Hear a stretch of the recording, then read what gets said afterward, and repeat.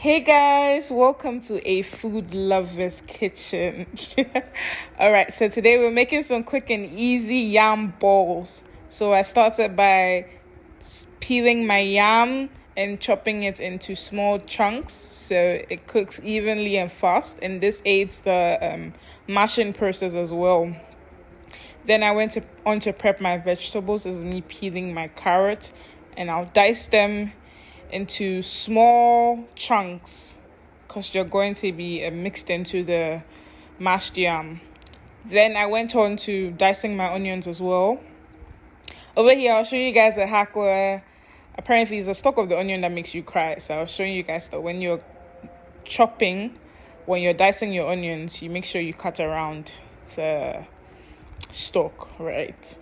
Then I proceeded to chopping my parsley as well into small pieces, and I made breadcrumbs at home from scratch. So this was me just grating the bread into crumbs and seasoning it with some freshly ground black pepper and a good pinch of salt, right? So after that, I turned on my fire, put my pot with some water on fire, and lowered my yam chunks into it. So I lowered it in and let it cook for about 10 minutes. When it was done, I poured it into my bowl. Let it cook until it was fork tender. Yes, and I began the mashing process. So you mash when it's hot. If it cools down, it's going to be hard for you to mash it. So I was mashing the yam here. So you mash it until it's lump free.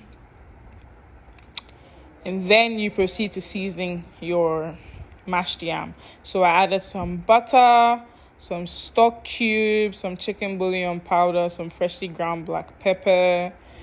Yeah, basically. Over here, I was using a spatula, but it wasn't going on well. So I had to put on some gloves and put my hands into them.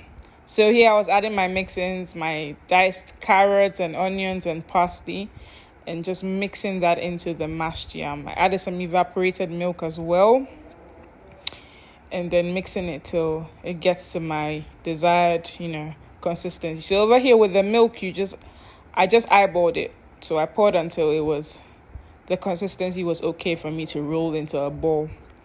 So I started rolling. I didn't weigh it or anything. I just eyeballed it.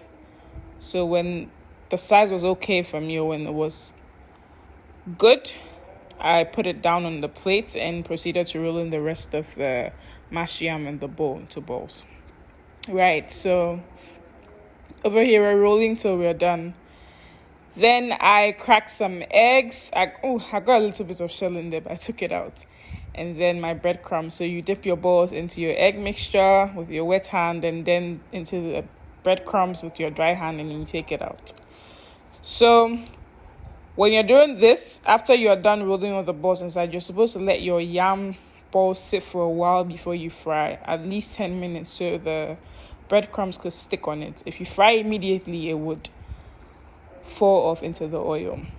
So over here, I poured some coconut oil into a pan, allowed it to heat or become hot, and then lowered my yam balls into it.